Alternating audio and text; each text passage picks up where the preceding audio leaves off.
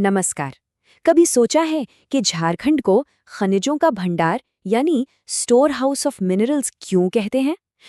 इसका जवाब आज की जमीन के ऊपर नहीं बल्कि अरबों साल नीचे चट्टानों में छिपा है। तो चलिए आज हम एक ऐसे सफर पर निकलते हैं जो हमें झारखंड की जमीन के अंदर ले जाएगा, ये समझने के लिए कि कैसे इसके भूगर्भिक अतीत ने न सिर्फ इसका आज का नक्शा बल्कि इसकी पूरी की पूरी अर्थव्यवस्था की कहानी लिखी है। एक बहुत पुरानी कहावत है, ऊंचे पद की चाबी पत्थरों में छिपी है, और झारखंड के केस में ये बात 100% सच है। यहाँ की असली ताकत, असली पहचान, इसकी जमीन के नीचे दफन इन्हीं पत्थरों के राज में है। अब इतने जटिल भूविज्ञान को आसान भाषा में कैसे समझे?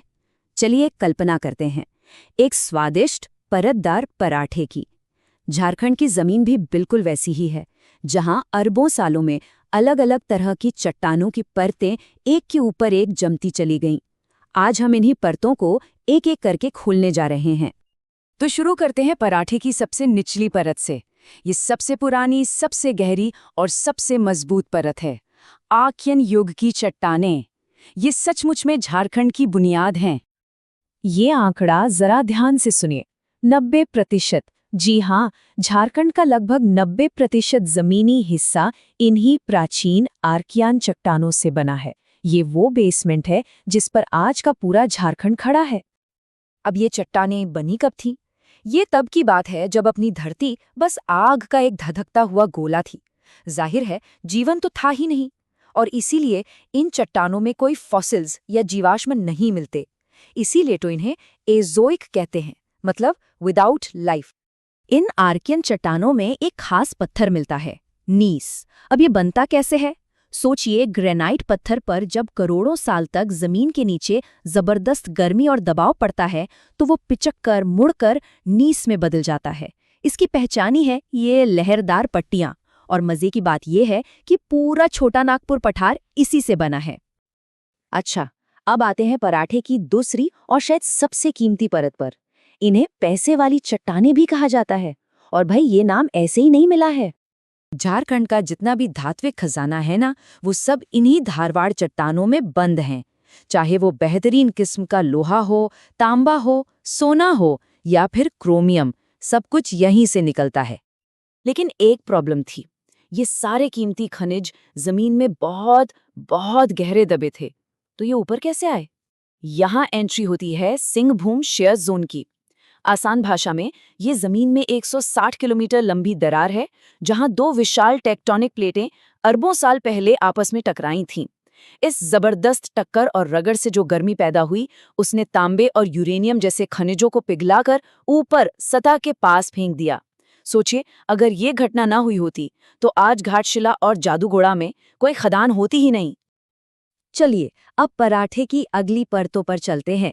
इनमें से एक परत तो ऐसी है जो मानो पड़ोसी से उधार ली हो, और दूसरी ने तो पूरे देश को रोशन किया है। पहले बात करते हैं विंध्यन चट्टानों की। ये पूरे झारखंड में नहीं मिलती, सिर्फ उत्तर पश्चिम के गढ़वा और पलामू में। और इनका सबसे बड़ा खजाना क्या है? चूना पत्थर। और जहां चूना पत्थर वहां सीमेंट इंडस्ट्री, सीधी सी बात है। इसीलिए झारखंड की ज्यादातर सीमेंट फैक्ट्रियां आपको इसी इलाके में मिलेंगी। और अब कहानी काले सोने की। जरा कल्पना कीजिए, आज से करीब 30 करोड़ साल पहले का झारखंड। यहाँ दूर दूर तक विशाल घने जंगल थी।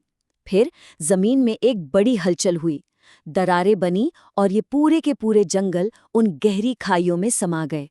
ऊपर से लाखों सालों तक मिट्टी और चट्टानें जमती गईं, और जमीन के अंदर की बेहिसाब गर्मी और दबाव ने उन जंगलों को बदल दिया कोयले में। ये जो कमाल की प्रक्रिया है, ये खासकर दामोदर नदी घाटी में हुई। और इसी प्रक्रिया का नतीजा ये हुआ कि झारखंड आज भारत का पावर हाउस है। इकोनॉमिक सर्वे 2024-25 के आंकड़े बताते हैं कि देश का लगभग 28% कोयला भंडार अकेले झारखंड में है। ये बहुत बड़ी बात है। लेकिन यहाँ एक पेंच है। कोयला भी दो तरह का होता है। एक होता है थर्मल कोल, जिससे बिजली बनती है। ये तो देश के कई राज्यों में मिल जाता है। लेकिन दूसरा है प्राइम कोकिंग कोल। ये स्टील बनाने वाली भट्टियों के लिए जरूरी है। और ये हाई क्वालिटी कोयला पूरे भारत में सिर्फ और सिर्फ झारखंड की दामोदर घाटी की खदानों में ही मिलता है। मतलब इसके बिना भारत का स्टील उद्योग चल ही नहीं सकता। अब हमारी कहानी पहुंचती है सबसे ड्रामेटिक, सबसे विस्फोटक दौर में, जुरासिक काल। जी हाँ, डायनासोर का जमाना, जब झारखंड पर ज्वालामुखियों का राज था। उस दौर में जमीन से लावा की नदियां बह निकलीं, जो दूर दूर तक फैल गईं और फिर सीढ़ी दर सीढ़ी परतों में जम गईं। सीढ़ी को अंग्रेजी में ट्रैप भी कहते हैं, और क्योंकि ये राजमहल के इलाके में हुआ, इसलिए इसे कहते हैं राजमहल ट्रैप। तो उन पुराने ज्वालामुखियों का आज क्या लेना देना? जब लाखों सालों तक इन लावा की चट्टानों पर बारिश और धूप पड़ी, तो ये टूटकर एक बहुत ही खास तरह की काली मिट्टी में बदल गई, जिसे हम रेगुर मिट्टी कहते हैं। और यही वजह है कि आज संथाल परगना का इलाका खेती के लिए इतना उपजाऊ माना जाता है। अब एक बहुत ही दिलचस्प बात कि कैसे हजारों किलोमीटर दूर हिमालय के बनने का असर झारखंड पर पड़ा। जब हिमालय ऊपर उठ रहा था, तो जबरदस्त प्लेट टेक्टोनिक प्रेशर का धक्का छोटा नागपुर पठार तक भी पहुंचा, और ये पूरा पठार थोड़ा ऊपर उठ गया। अब सोचिए, जो नदियां यहाँ धीरे धीरे सुस्ती से बह रही थीं, जमीन के ऊपर उठने से उन्हें ढलान मिल गई, उनमें मानो नई जान आ गई, उनकी रफ्तार बढ़ गई और उन्होंने तेजी से जमीन को काटना शुरू कर दिया। इसी को कहते हैं नदी का पुनर्जीवन, और इसी प्रक्रिया ने हमें हुंडरू और जोन्हा जैसे शानदार झरने दिए। पठार के ऊपर उठने से एक और चीज बनी, पाट क्षेत्र, मतलब पहाड़ की चोटी पर सपाट मैदान। अब होता यह है कि जब इन ऊंचे मैदानों पर जोरदार मानसूनी बारिश होती है, तो पानी चट्टानों में से घुलने वाली सारी चीजों को बहा ले जाता है। पीछे क्या बचता है?